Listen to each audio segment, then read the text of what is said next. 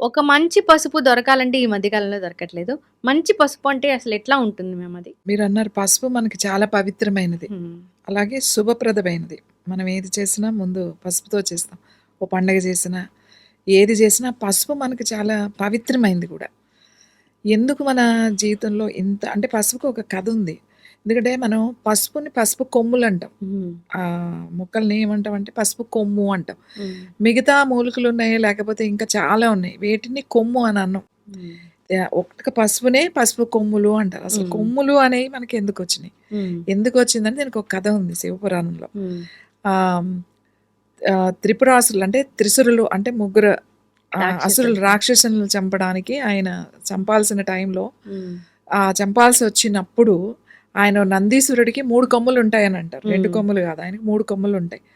మూడో మధ్యలో ఉన్న కొమ్ము పసుపు రంగులో ఉంటది కాబట్టి దాన్ని పసుపు కొమ్ము అని అంటారు. అవునా? అయితే ఆ 3 కొమ్ములు ఆ ముగ్గురు రాక్షసుల్ని చంపాలి అనంటే హ్మ్. విడివిడిగా చంపడం అనేది సాధ్యం కాని పని. హుహు.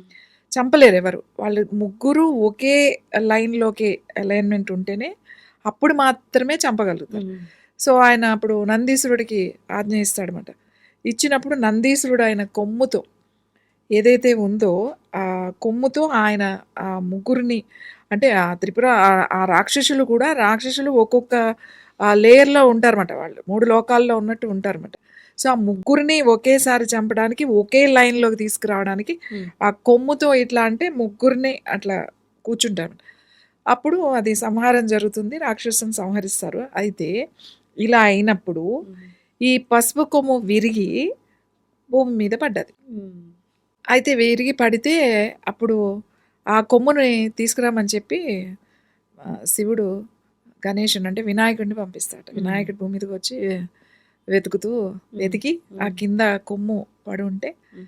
అది తీసుకొని హ్మ్. వచ్చి మళ్ళీ నందీశ్వరుడికి ఇచ్చారు. హ్మ్. అయితే ఎక్కడైతే ఆ పసుపు కొమ్ము పడిందో అక్కడ ఆ పసుపు అనేది అక్కడ ఆ కొమ్ము పడిన దగ్గర అది హ్మ్. వేళ్ళు వచ్చి పసుపు వచ్చింది అని.